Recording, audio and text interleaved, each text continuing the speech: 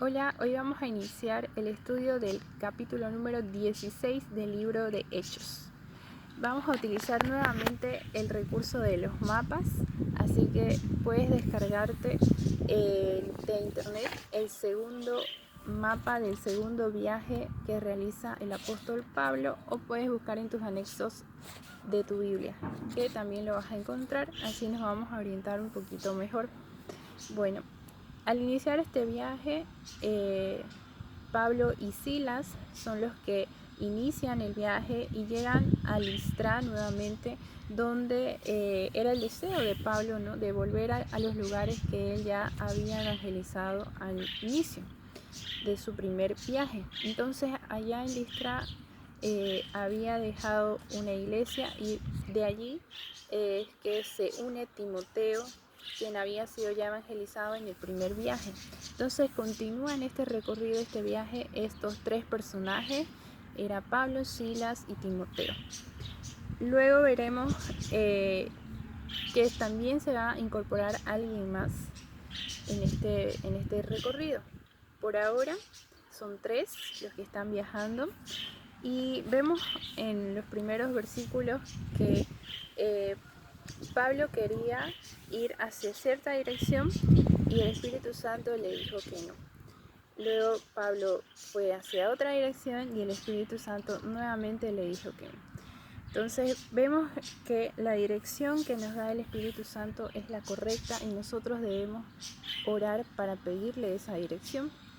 Vemos también que si nosotros estamos alineados en los principios, en los propósitos y bajo la dirección correcta, entonces por más que nosotros intentemos y querramos ir, el Espíritu Santo nos va a poner un stop. Entonces es importante que nosotros estemos atentos y sepamos oír el no que nos da el Señor, el no que nos da el Espíritu Santo.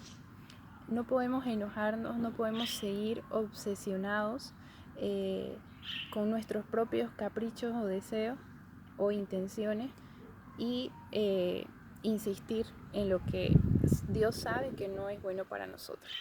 Pablo podía haber insistido, podía haber dicho: no, yo quiero ir para allá, para allá, para allá, y decir y hacer hasta lo imposible para ir y seguir sus caprichos. Y seguramente le hubiera ido mal y le hubiera tocado de regresar, pero él fue sabio y escuchó al Espíritu Santo, escuchó la dirección de Dios, y cuando él no supo hacia dónde ir, porque había ido primero al sur y el Espíritu Santo le dijo que no, entonces él supuso en su corazón: bueno, entonces me iré para el norte. Se fue para la dirección del norte, y veremos que también el Espíritu Santo le dice que no. Como ellos venían del oriente, entonces lo único que le quedaba ir es hacia el occidente. Por eso es que ellos emprenden el viaje hacia la región de Europa, hacia el occidente. Y bueno, veremos que a partir del versículo 10 se une un nuevo personaje, y nos damos cuenta por el tema de la narración, ya que en un principio vemos que está narrado como ellos viajaron o él estaba, y a partir del versículo 10 vemos que dice nosotros. Entonces hay un cambio en la narrativa, y eso nos hace entender que Lucas, el escritor de este libro, también se une en el viaje, y ahora ya son 4 los misioneros que están partiendo el viaje hacia la evangelización, hacia el lado del occidente, hacia el lado europeo. Entonces viajan hasta Filipos, que más adelante veremos también que hay un libro en nuestra Biblia que se llama Filipenses, que es una carta para esta región. Entonces ya suponemos que se fundó, se estableció en esa región una iglesia para la que más adelante se les enviaría cartas para orientarlos y para dirigirlos, ayudarlos, animarse entre hermanos, ¿no?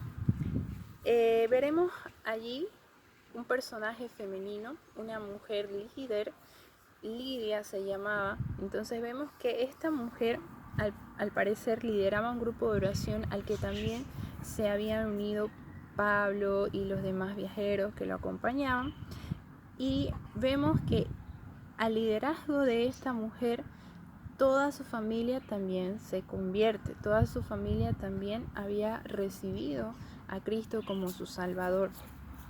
Veremos cuán importante es el liderazgo, no solamente en una familia el cabeza de hogar va a ser un varón. Claro que así está establecido dentro de las normas que nos dice el Señor, pero también hay hogares en que la cabeza es una mujer. Así que mujeres, señoritas, siéntanse afortunadas de haber nacido mujeres, porque realmente también tenemos nuestro liderazgo, también somos valoradas y también tenemos todas las capacidades y todas las aptitudes para poder ejercer un liderazgo espiritual en nuestra casa, en nuestra familia. Bueno, en adelante nos damos cuenta que por temas económicos nuevamente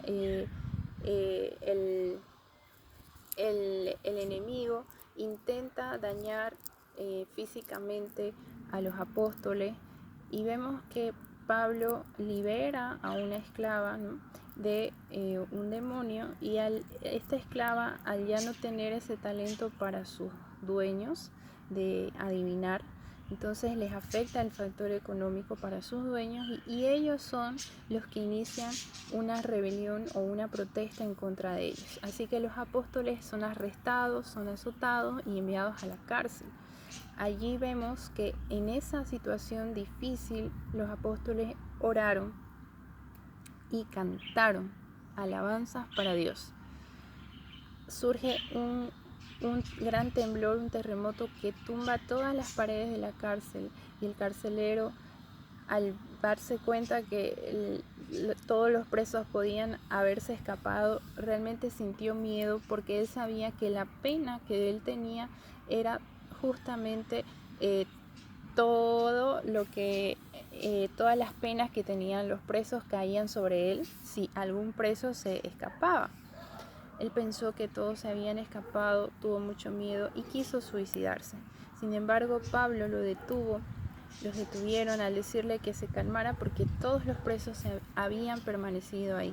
Y claro, era el gran ejemplo que tenían y por supuesto estaban dando los apóstoles allí, y todos con certeza quedaron asombrados del poder de Dios, ya que ellos estuvieron orando y cantando, y con certeza que todos los demás los habían escuchado orar y cantar al Señor.